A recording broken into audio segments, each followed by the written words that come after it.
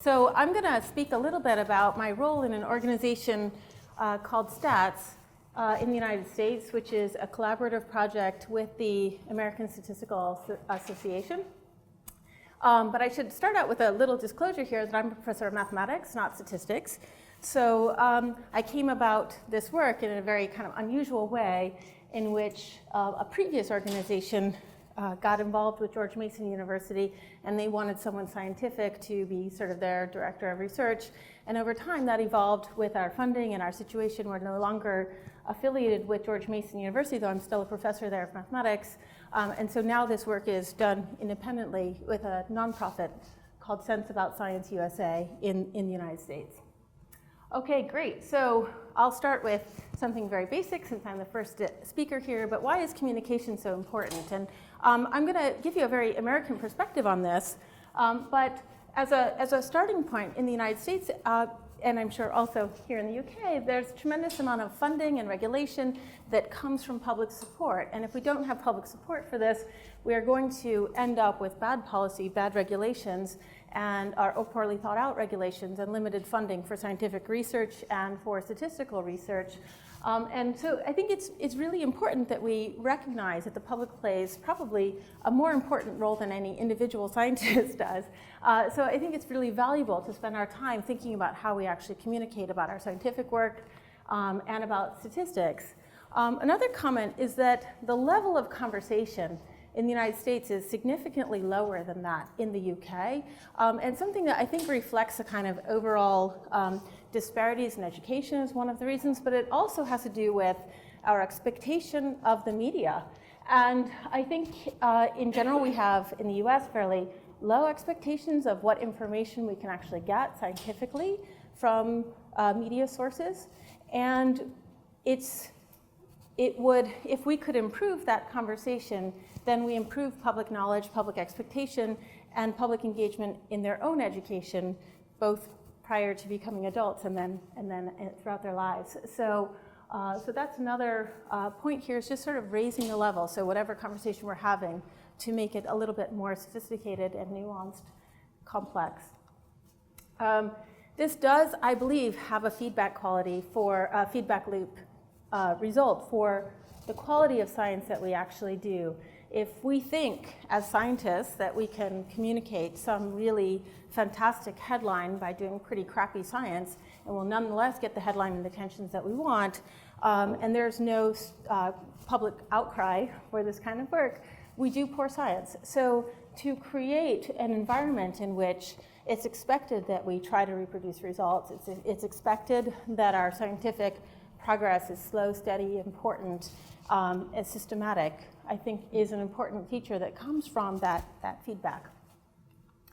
And finally, the world is really changing. Data are increasingly available. So what that means is that media are using data on their own without any input from statisticians, without any input from scientists generally, whether they be social scientists or traditional scientists, that we need to be able to raise that level of recognition, not just for what makes for good work, but when it is that they should have questions and reach out to people who work with statistics professionally.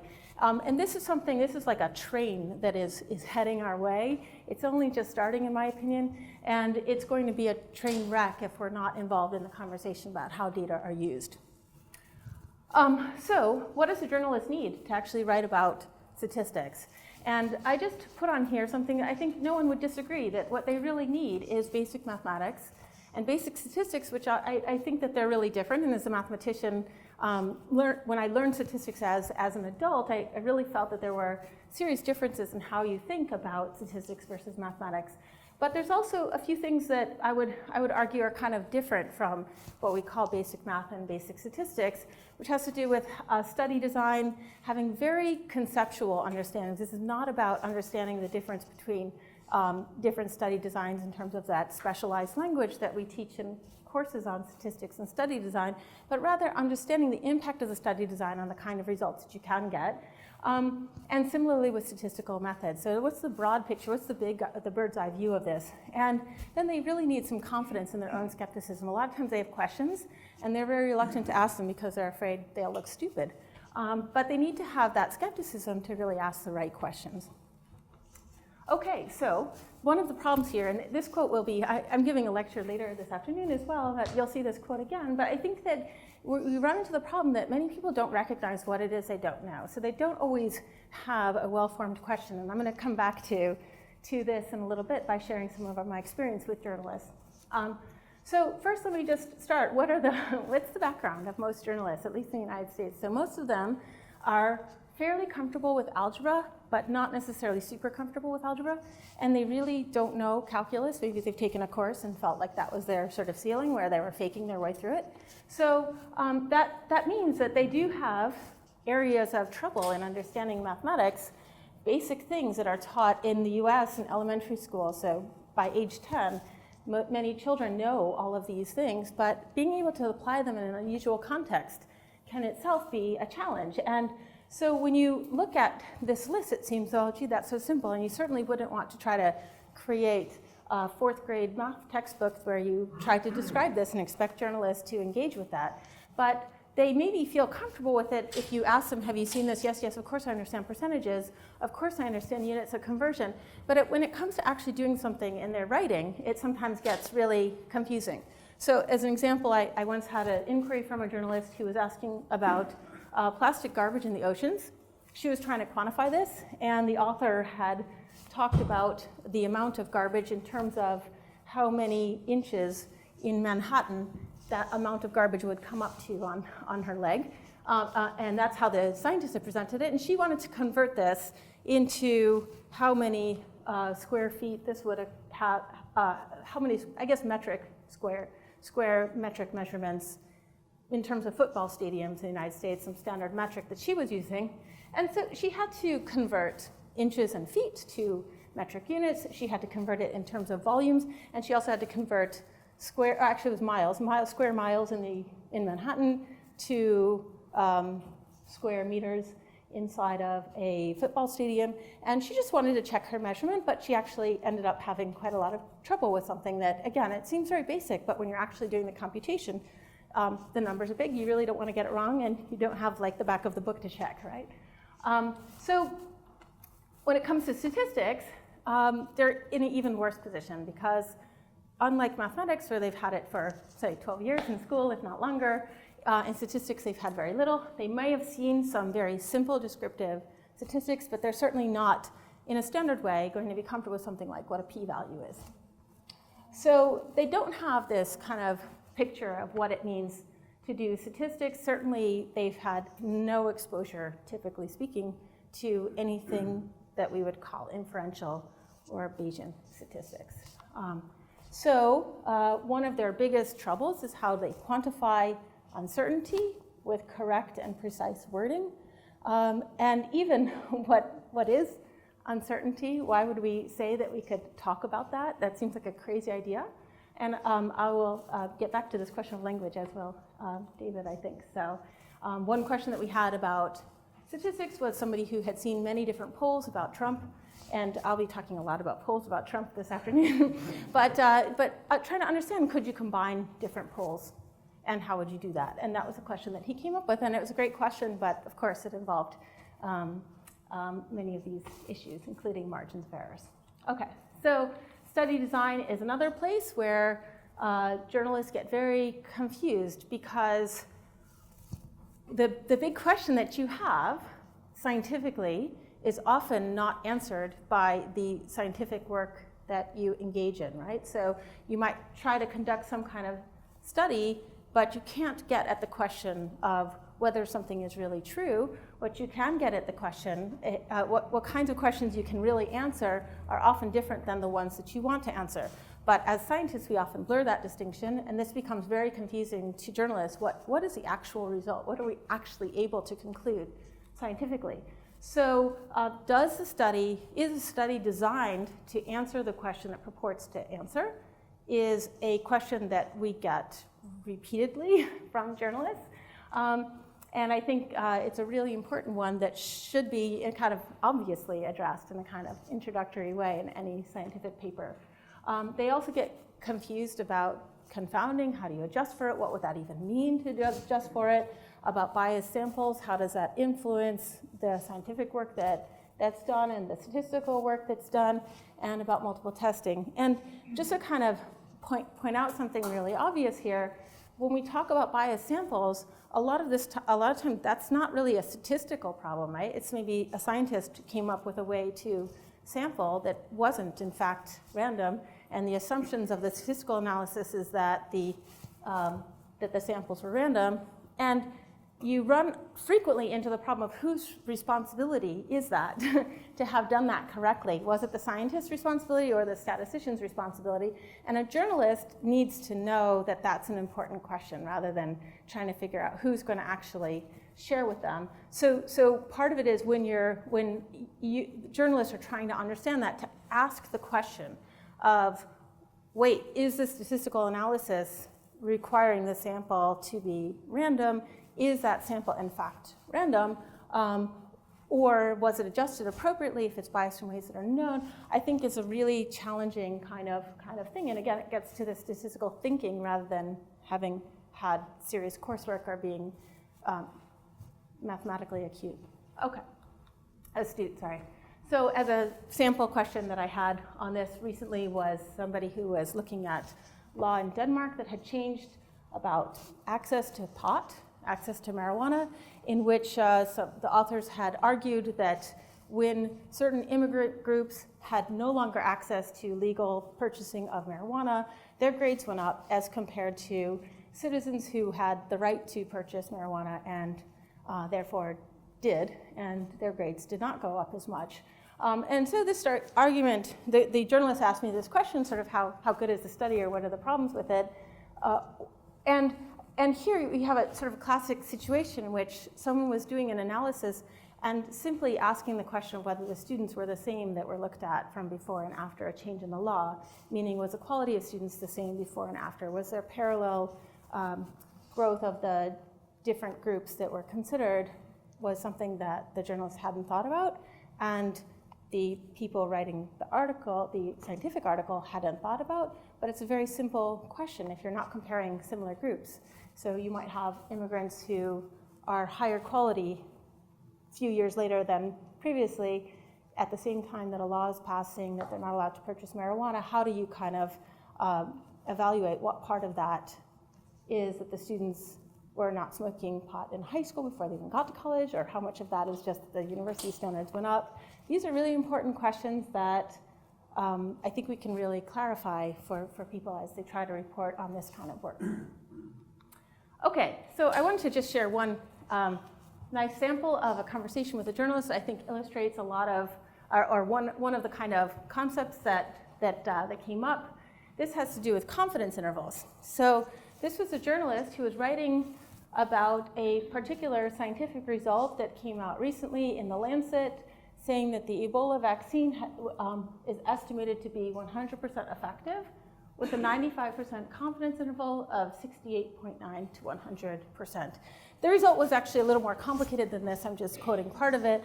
But the result of the scientific paper had really, you could say it had two parts. One was a description of what happened in their sample, and one was this inferential comment about a confidence interval for how effective the vaccine would be.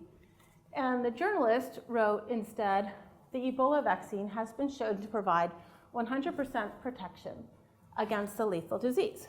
Now, this is the New York Times. This is not some kind of shady. So I was talking to this journalist and explaining that actually this is not a correct interpretation of what the confidence interval is. And I explained exactly what I write here. It may not, in fact, provide 100% vaccine protection, and that the authors were, in fact, just estimating this efficacy. And we had a long conversation that began, really, with the journalist responding, well, those people at Lancet, they're pretty serious statisticians. What do you know?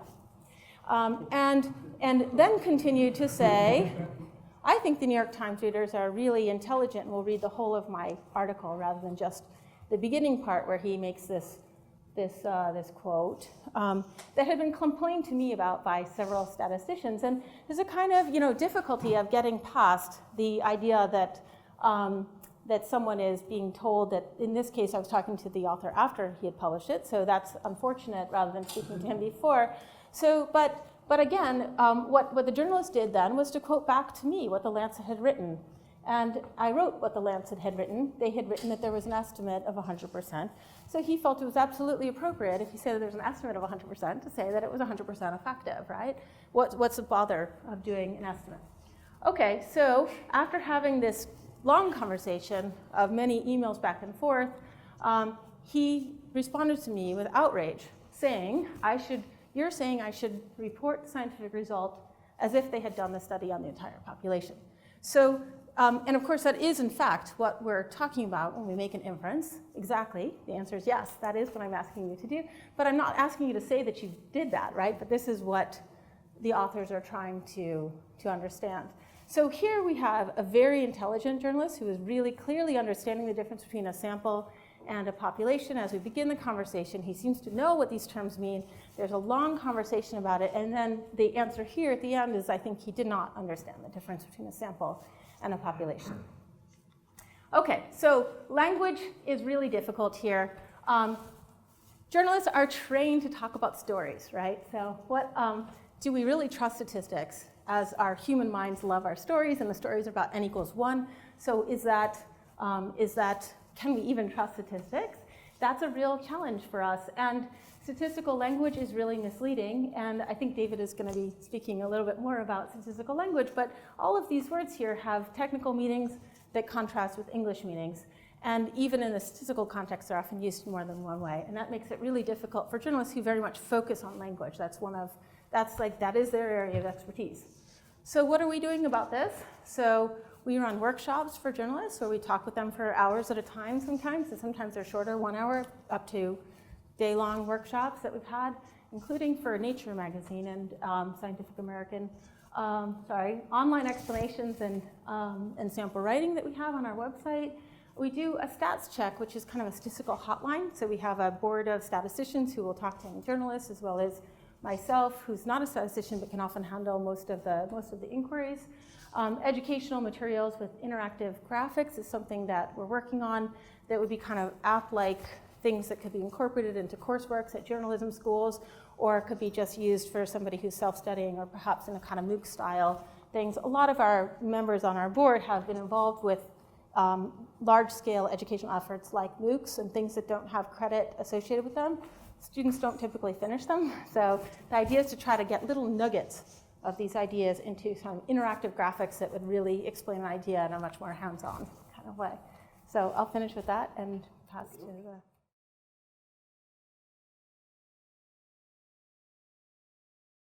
So I'm going to talk about the work that's going on in statistical literacy in the UK, a lot of which we're involved in, but I'll also be talking a little bit about work by other people too. Apologies in advance if I miss out some of those organisations and people involved. But this is a very brief overview of everything that's going on. I think it'll follow on quite nicely as well from Rebecca's talk. What I often get asked about working on statistical literacy is, what do you mean by statistical literacy? So I just really want to briefly talk about that. There's no one single accepted definition of statistical literacy. If you look at the academic literature on this, there are several different definitions. A few of them talk about statistical literacy in a very similar way to literacy, if you like. So reading and writing of statistics, understanding statistical terms, being able to interpret charts, so reading of stats. And this is referred back as early as 1982 as something called statistical numeracy. So again, making an equivalence with numeracy and literacy there. Others talk more about something around, actually, it's about the ability to approach statistics and critically evaluate them, work out whether they're useful or not. Having an attitude towards statistics, which is appropriate. So maybe some skepticism, maybe understanding that you need to question the information you're receiving, that kind of thing. And putting that in context, so actually have an understanding in context, understand that stats that you may receive in one context may not be the same as the similar looking stats in another context. So a research result versus another form of research assault that uses different statistical techniques to come up with those. Mainly they're framed in terms of people being consumers of statistics. There are a couple of examples where there are talks of individuals being producers of statistics and so needing statistical literacy to be able to produce that information, but mainly it's about recipients. And a lot of research on statistical literacy talks about statistical literacy in terms of what's needed in terms of schools, so we're looking at the statistical literacy that students need. And there are some that also then talk about statistical literacy that adults need. So once we've left school, everyone in this room and everyone out there who's beyond the age of 18 or 21, what actual statistical literacy do you need? So there's no one single definition, but there's and I'm going to try and pick out some of this through the rest of the talk. What I tend to do when I think about statistical literacy is, rather than thinking about the content of the statistical literacy, but actually thinking about the purpose. And really, I tend to break it down in my head into these kind of 4 areas. So think about, you're looking at statistical literacy needed for everyday life, for employment, something around, and this comes from my background in wider public engagement, but around appreciation. So not necessarily actually knowing details of how statistics work, but actually being able to appreciate why statistics exist, why you're all doing the jobs that you're doing, why that's important, what role that has in society. And then the final one is something around actually participation. So once people have some knowledge of statistics or have some understanding of the role of statistics, how can they be involved in the process of statistics? So I tend to think about it in terms of statistical literacy at home and for citizenship, so thinking about our understanding of how democracy works and the role of statistics in that as voters. Statistical literacy in the world of work. Something around statistics and culture, which I'll talk a bit about, but the idea of statistics being talked about in public culture. And then this idea of actually, well, what about the developments that are going on in terms of statistics, and should there be some sort of wider public input in terms of that? And in terms of statistical literacy for at home and for citizenship, there's work that's essentially being done it falls into 2 camps. One is kind of fixing the problem now, because there is a problem, and the other is trying to fix the problem in future. So there are organisations like National Numeracy, like A Sense About Science with its Ask for Evidence campaign, that are trying to help adults now to improve their statistical understanding. And there's a big problem with numeracy in this country, and certainly that extends to statistics as well. And National Numeracy say that they reckon around half of working age adults don't have an equivalent level of numerical and numeracy understanding, by which they include an understanding of data, that half of adults are at primary school age, end of primary school age in the UK, and that's not good enough. There's about 1/5 of adults, from what we know, that have an even lower level, that's a much, much more basic level. So there's various organisations that are trying to help with that. And there are lots of organisations, including the Royal Statistical Society, that are looking at fixing the pipeline. So if we can actually, the levels of adult numeracy have remained stubborn since I started getting involved back in 2000, certainly, and way before then, absolutely the same level. So what can we do to improve the education system to actually get these numbers up? And so we have a position that we believe that everyone essentially needs to understand or be able to handle and interpret statistics, be able to use statistics and data for their everyday lives. So that means that actually whatever pathway you're taking through education, you need to have some statistical education. That might be in a statistics class, that might be in mathematics, that might be in geography, that might be in English or in politics, economics, any subject. You need that sort of pathway, and you need a pathway that's appropriate for you. So we're pushing that through our data manifesto and our policy work on that, and we've had some successes there. We've in England, we've been doing a lot of work in the English education system, and we've been really pushing for these kind of pathways from the age of 16 to 18 to ensure that everyone keeps studying some level of mathematics and statistics from 16 to 18 that's going to be appropriate to their future careers. And that might be just getting up to a GCSE level or equivalent of mathematical and statistical skills. There might be just maintaining that level and maybe applying a bit more through something like core maths. That might be doing A-level mathematics and further mathematics, which can then go on to a mathematics or a science degree. Or they might be doing something like A-level statistics, which The social science community, as also said, is very important for the social sciences, and they are very aware of the idea of actually students that maybe are going on to study some social science subjects need to maintain and develop their statistical skills, particularly through something like A-level statistics, before they get to university. And that's been one of our success stories, in that we led a campaign twice to get A-level statistics, ensure that it can still be delivered in the future. There's a question mark over it a couple of Christmases ago. There's another question mark over it last Christmas, and both times we've succeeded in ensuring that students will still be able to take A-level statistics. We're also, and there are a number of bodies, very active on looking at teacher skills and supply. Students can't be taught statistics well if the teachers can't teach it well, and if there aren't enough teachers to teach it. And that's something that a large number of bodies, and we are one of them, are pushing on, encouraging. And we're also trying to help with support education practice. So, for example, you'll hear about this tomorrow and on Thursday, if you come to things like the STEM Showcase and the Get Involved session. We're encouraging our members to get involved working with teachers and school students on helping them to understand what statistics is, how it's used, how it's applied, that kind of thing. In terms of the world of work, again, there's a two-stage process. There's supporting those in work now, and then trying to fix the pipeline. And we're trying to fix the pipeline in most cases, and I'll give an example with journalism. What we're looking to do is create some sort of institutional structural change, some sort of long-term change, which means essentially the RSS and other similar organisations aren't having to go in year after year after year and try and kind of help the people who are in there now. The world of work is very large work. There are lots of people out there. So we're trying to focus on particular areas of work where if we can improve statistical understanding, then that will have wider public benefit. So we've been doing a lot of work with the media. We're doing a lot of work with parliamentarians and policymakers. We've been doing a lot of work in law and also in education itself. As I said, if we want teachers to be able to teach statistics better, also we've got a group looking at school governance, for example.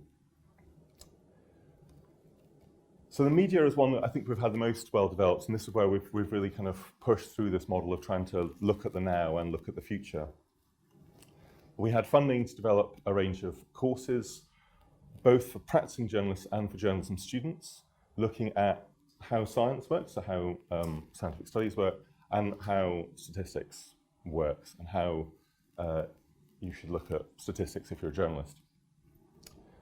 We developed a range of courses. A large number of volunteers were trained up to deliver those to university students and to practicing journalists, and they went into newsrooms, including things like the Daily Mail, the Times, some local papers around the country, Guardian, the BBC, and many other places, and also a large number of journalism courses to present these some short 1 hour, usually, sessions on these.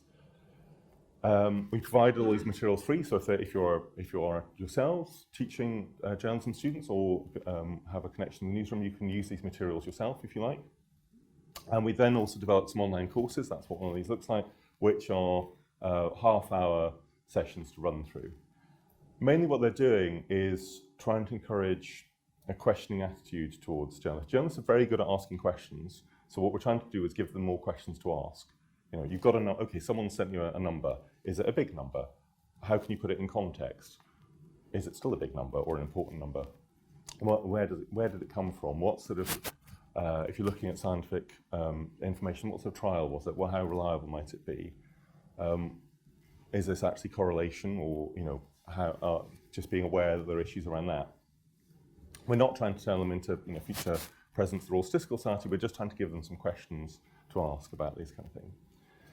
We also try to approach existing accreditation schemes of journalism courses to see if they'd be interested in adapting this for their accreditation. There are a couple of bodies that accredit journalism courses, and they specify in some detail, in some cases, what journalism students need to know. We haven't been successful in that yet. We are going to give it another go. And I think, again, that will help to ensure there's a longer-term change. There's also a number of people who teach journalism students who are actually very keen to ensure this. They're aware that there are more and more data is out there for journalists across most types of journalism. So not just data journalists, but journalists covering politics or local government, planning, health, those kind of areas that actually needs to ensure they have some statistical skills. And in the UK particularly, it's not been an area where journalists are expected to have any kind of mathematical or statistical skills. In fact, it's kind of the opposite. It's kind of like, well, yeah, you don't do maths, so why not do some, you're good with words, go and become a journalist. It's kind of been the influence. And so we're talking to them as well about that kind of work. We've also been trying to encourage statistical literacy media through a number of other ways. So we've Science Media Centre, who are running sessions today, tomorrow and Thursday, I think it is. They have a Before the Headlines program. So they have a network of statisticians that can comment on statistical stories that have a statistical element before they're actually published and help journalists with understanding those. And we're one of the organisations that partner them to try and encourage people to join that. We also have a Statistical Ambassadors programme that's a cohort of early career statisticians which we've trained up and we support and encourage. David Spiegelhalter volunteers a lot of time towards that and a lot of support for that, and is very helpful with that, to encourage them to be public-facing in whichever way they feel comfortable. A lot of them are interested in doing work with the media, either in front of the camera, and you'll have hopefully seen some of our members on TV or on radio a few times with that, or actually providing background comment to journalists. And we've had journalists phone us up going, I could just do with a chat with somebody about this story. I'm thinking of putting on the evening news bulletin about, what's an example? Levels of complaints against patients are higher in those hospitals that employ more foreign-born nurses. And then that was a story that particular news outlet didn't run, because there was a kind of conversation going, well, actually, it's not clear enough that this is nothing more than correlation. And it'd be very easy as other tabloid newspapers did run with it, and you can kind of imagine they put on that, and it wasn't particularly statistically sound. So they do a lot of background work as well, helping support journalists with that in a similar way to the programme in the States. And we also try and encourage excellence in journalism. We have an award programme for statistical excellence in journalism to try and really highlight the good stuff that's going on. And there is some really good stuff going on in there. And if you look at the winners this year, it included a fantastic set of articles by a local paper, as well as things like BBC and other outlets you might expect. So there's some really good stuff out there, and we're really trying to highlight that and encourage that. And this person here, so one of our stats ambassadors, has now actually got a job at the BBC as their BBC News' head of stats, and so that's a really nice success story for us in terms of one of the statisticians we've been working with is now actually working full time with the BBC to help improve their coverage, and I hope other large news organisations maybe take a leaf out of the BBC's book. In terms of our work in politics, I think there's less of an easy pipeline for politics. It's quite hard the politicians come from all sorts of different backgrounds, so we can't work down the chain so much as we might be able to do with journalism and kind of go back to journalism schools. There isn't a sort of a factory of producing journalists and counsellors. So we've been doing a lot of work with our members in supporting parliamentarians in as they are now, and that's working in partnership with those organisations that are meant to do that. So there are bodies in Westminster that are there to support MPs, and so we've been working with them to produce that kind of work. And we ran a Parliament Counts campaign for 3 different elections, encouraging our members to actually say to candidates, we think your understanding of stats is really important. Will you commit to taking part in training? And we ran some training as a result. We're also just highlighting through our work, including things like the All-Party Parliamentary Group on Statistics, the role that stats has in policy making. There are a number of issues that politicians are interested in which actually will have a statistical element to them, or will have evidence that they ought to question because it's statistical. And so we try and highlight that. We also try and encourage our members to get involved in activities done by other organisations that are about building bridges between statisticians and academia, or the world of data and politics as well. In terms of stats and culture, this is not about educating people on any particular stats. This is just about getting an appreciation that stats is something that actually, if you're the kind of if I can put this, why should it be any more strange to go to talk about statistics on a Thursday evening than it is to go to talk about economics or history, or to go to an art gallery and hear about a painter. And that's essentially what we're talking about. And so again, we're trying to raise the profile of stats in public through running events or working in partnership with people at events, or trying to encourage our members to go and deliver events at festivals or public events. There are organisations out there that do recreational mathematics, and so maybe there's some room for more room for stats than that, or again for work in the media. And we're trying an event tonight, which might well be a kind of a model for future activities. So if you're not already coming along to the 144 Club, do.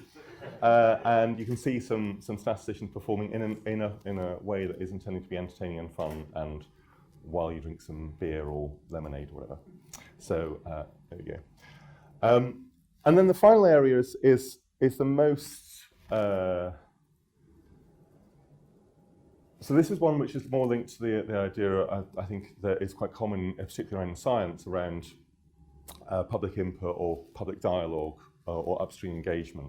And this is around this idea, well, actually, if there are new statistical techniques being developed, or new techniques and data and that kind of being developed, then how can we all have a conversation as society about that? And so that can mean forms of user engagement, giving some sort of reactive feedback to that. It can be something more proactive, actually having conversations around, well, what sort of, are we measuring the world we want? What sort of things should we be looking at? How should we measure that kind of thing? Or it can be actually trying to go upstream and anticipate potential issues that might arise. This has been, in science, this is becoming increasingly common, and we've had things like dialogues and conversations around things like nanotechnology or personalized medicines, where actually people developing this work are getting a kind of early idea of what the kind of issues to be aware of. And we're doing some work on that with things like particularly looking at ethics of big data and these kind of things, because there's a real positive opportunity there for the role of data and statistics, but we actually need to make sure that we take society's concerns into account and actually solve the problems that society wants us to solve as well. So that's really what is going on in the world of statistics and statistical literacy in the UK. There are many organisations working on different areas.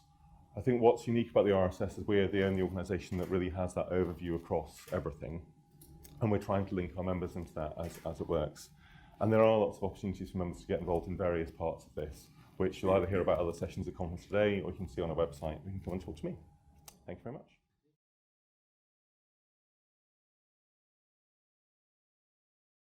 Yeah, that's quite a tricky challenge. And I'm going to add to what the other speakers have said, and I hope complement it, and then we'll be able to sit down and have a general discussion. So although I am going to ask you some questions during this, you're going to work a bit. We're going to start doing some work. So the background really is that, we live in a world where numbers are being used to persuade rather than inform, and that's always been true. Whether it's got worse now could be debated. But I think that statistical evidence is increasingly part of a contested media. The argument about facts and numbers, actually it's boosting our profession, I believe, boosting attention to our profession. Because I believe statisticians have a vital role to play in improving what's discussed and helping people call out improper use of statistics.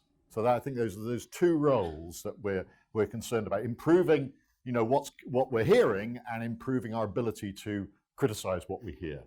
You want me to read that? There's something I used in my presidential address recently. It just indicates the flow. Up here it says this is the source of statistics. This is academic industry research and commission surveys and things like that. And then that flows to us through scientific publications, through the commissioners, the policymakers, the NGOs, then through the press offices who can cause all sorts of havoc, which I won't talk about, but I could do a whole lecture just on press offices. Then into the traditional online media, and then finally to us. And through this process, this pipeline, there's filters, there's questionable reporting, there's questionable research practices, there's questionable reporting practices, and so on. And so what I'm saying is that what we're interested in is improving, the flow going that way, but also improving the ability to call out. And there's lots of people now interested in calling out bad practice. This is, assessment of trustworthiness. So up here you've got the statistical scientific community, who are commentating on scientific publications and so on. And then you've got the independent fact checkers, Full Fact and so on, and even the UKSA, the regulators, commenting on what's coming out of Parliament and out from politicians' mouths. And then finally, individual members of the public actually being able to comment and criticise the media. So I think these are all important. And we've got, the previous speakers have gone through these different communities of people that we would like to empower to better critique the tidal wave of junk that we hear, as putting it slightly in an exaggerated way. So we're talking about multiple audiences. The journalists, press officers particularly, need good training on this. Policymakers, professionals in law and every education, and inquiring citizens. This, I think, is one of the crucial things. ONS, for example, we've got a nice description, their personas of their potential audiences, and one of them is inquiring citizens. For anyone interpreting statistical claims. And then, of course, you've got students, etc., etc. So one of the things that we're trying to do in the RSS through Scott and other people is to try to, put together. For some time we have a list of what we call number hygiene, which is for journalists of questions to ask, and that needed updating. And then so we got together and looked at the vast numbers of lists of questions that exist out there. There are a huge number of different suggestions for what questions to ask about a statistical story. And we sat down and actually I think did quite well in reducing it to sort of 10 basic questions broken up into 3 areas. And the first is about the internal validity of the research. This may be a survey or something like that. Can you actually how reliable are these findings on their own merits? Not what they mean to the outside world, but even within the study itself, how reliable are they? So how rigorously has the study been done, and what's the uncertainty and confidence in the findings of the actual study? And what we realize is that these immediately lead to all these ideas of fair comparison, randomization, sample size controls, and here margins of error, significance, multiple comparisons, ability to do league tables. All these essentially technical things that come up immediately. Then the next list of questions are about external validity, the interpretation of the results. Because you might have a very rigorous study that's been done on its own merits, but actually the interpretation is just wrong. It's being generalized way outside what it should be done. And so there you have to talk about what else is known. What's the context? What are the comparators? What's the claimed explanation? Correlation, causation, confounding, regression to the mean, all that sort of stuff. And is it actually relevant? Rats, is it about rats? Whereas they want to say it's to do with people. It's actually extrapolating away. And is it actually important as well? Does it matter? Do we care? Is it practical? We're talking about practical significance, effect size, and things like that. Times journalist, right? You're a very good Times scientific journalist. Asked me, what's effect size? Really, that was not part of his education at all. And yet he was reading about it all the time. And then finally, and this is the bit I'm particularly interested in, is how is the story being told? How it's being communicated? Are we just hearing about the averages? Are we hearing about the variability? Is this being spun in terms of bad graphs, unwarranted precision, just quoting relative risks rather than absolute risks? How is it being framed? Is this a big number?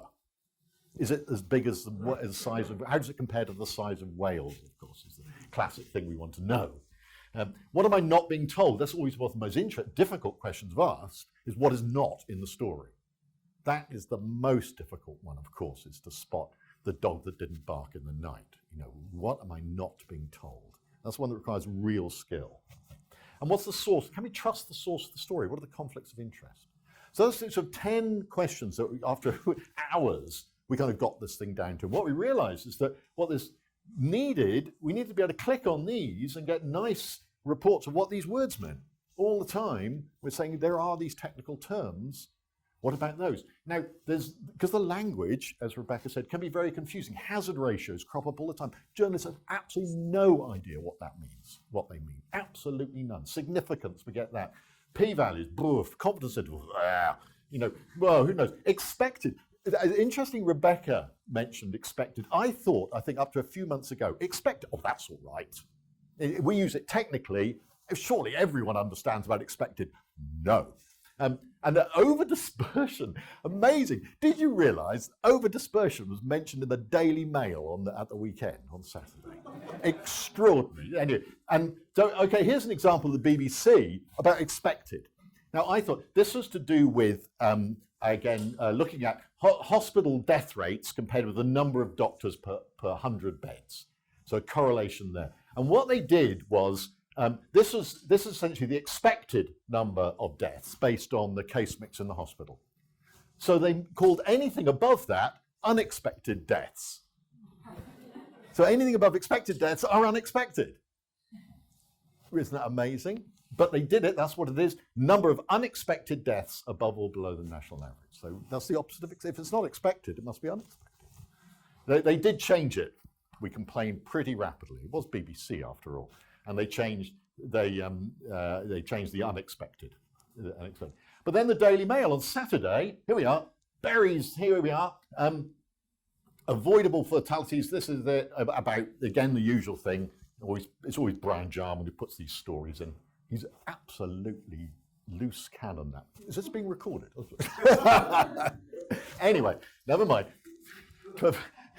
2 knights of the realm bickering on Twitter is really not a great thing. Anyway, here we are. So Brian calculated 32,000 unexpected deaths. So anything above the expected range, this is actually above the expected range, they're unexpected. So that term is being used. So expected is really, I thought it was okay. No, we can't use expected without being very careful.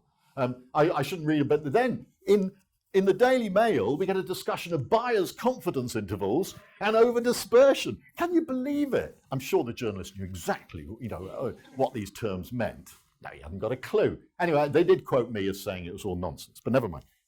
So they, give them some credit for that. But the crucial thing is this language, as Rebecca mentioned. I think it's terribly important that we help people. So my experience of trying to do this was we were reconstructed.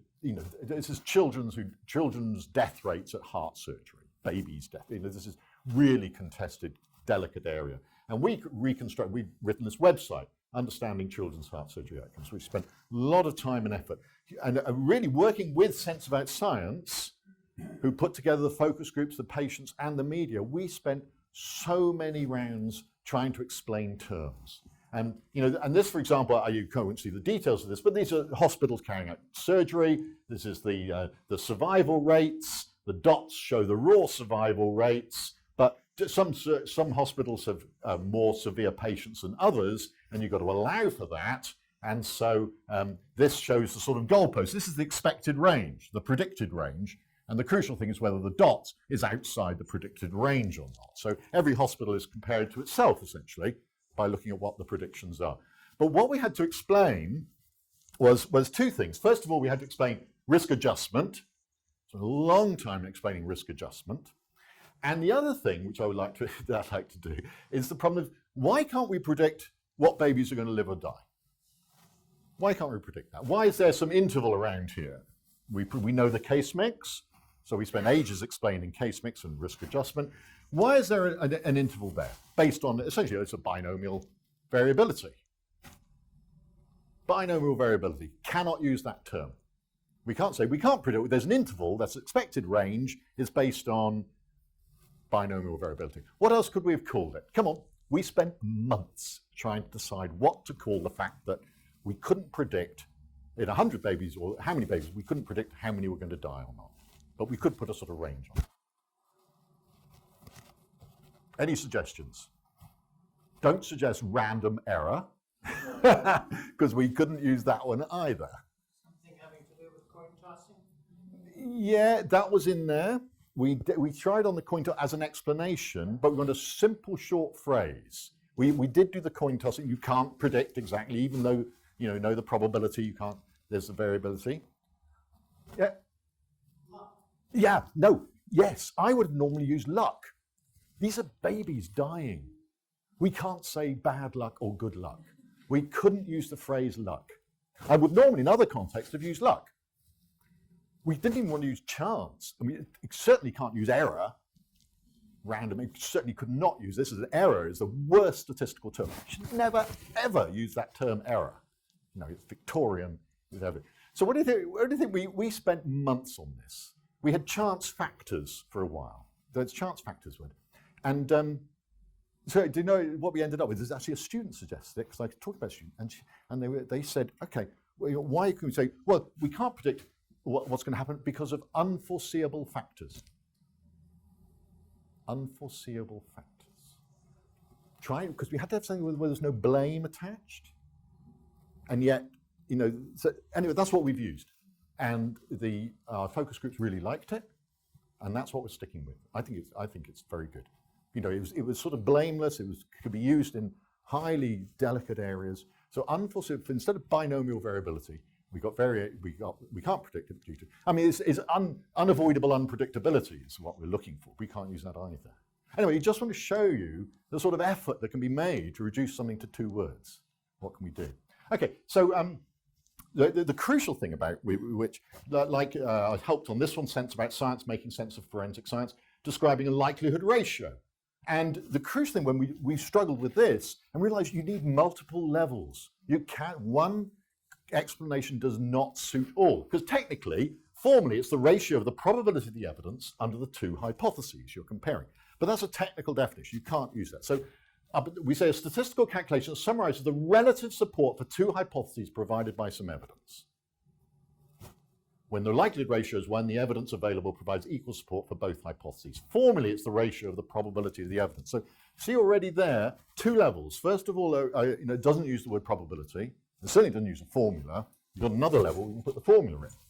So this is this insight that one size doesn't fit all. We need multiple levels of explanation. So we are now starting, what we could have called Project X, is a collaborative project to try to produce a list of concepts, statistical concepts, needed with multiple definitions, single phrases, 2-3 words, simple phrases, a tweet length explanation, and then a full technical explanation, at least 3 different levels. And within each of these, multiple options. There's no single explanation. And then provide useful phrases that can be adapted to various circumstances by people writing different types of stories in different contexts. Link it to the sources people have used these phrases. And the main thing is we don't want this to be owned by any organization. So essentially we're trying to make it crowdsourced. We set up a small group already that's going to try to contribute to this. We started working on it. And also a suggestion that we could, in fact, get them judged. So when this list of phrases comes, you can vote for them, send them up or down, put thumbs up, thumbs down. And so they'll rank themselves which phrases people like, and the rubbish ones will get dropped to the bottom. So I think it's a really nice idea. Sorry? So you hope. Yes, exactly. Yeah, we don't let anything that's actually wrong. We wouldn't want anything, nothing wrong is allowed in there, but you can have some loose ones. For example, and this is just a list that we started with. There's a lot of work to get through these.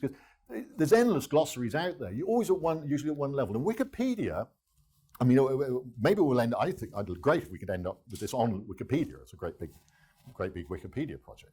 But a lot of work to do these, just slogging through.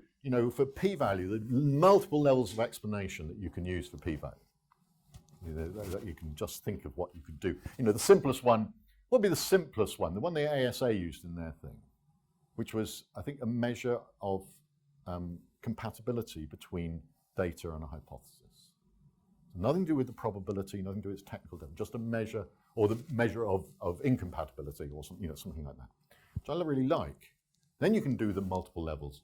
So there's a huge number of available glossaries. This is testing treatment. Do people know Testing Treatments Interactive? This is the Oxford site by Ian Chalmers and others. Now they've slogged away for years working on this. And I think they've done some nice stuff about the key concepts. But then jargon buster, p-value, the probability ranging from 0 to 1 that the results observed in the study could have occurred by the play of chance. If they put a comma, could have occurred, a comma, by the play of chance, I think it'd be all right. As it is, it sounds like it's the probability that this is a chance finding, and that's not the correct value. Is that good enough? Probably. I don't think it is, but I think just a little bit of work, you can make that better. And that's what we want to do, is try to provide the phrases so people can cut and paste them, essentially. But they've done a great job, though, in things like key concepts. Claims, are they justified? Now, this is broader than just single terms, but treatments can harm, anecdotes are unreliable evidence, association is not the same as causation. And then with each of these, they've given a simple explanation, what it means, and then you click for learning resources and you'll find out a whole lot of resources for learning. So really, they've worked hard to get down to 34 key concepts, and these are the ones that have been tested in randomized trials in Uganda recently. Ugandan children, papers in the Lancet on that.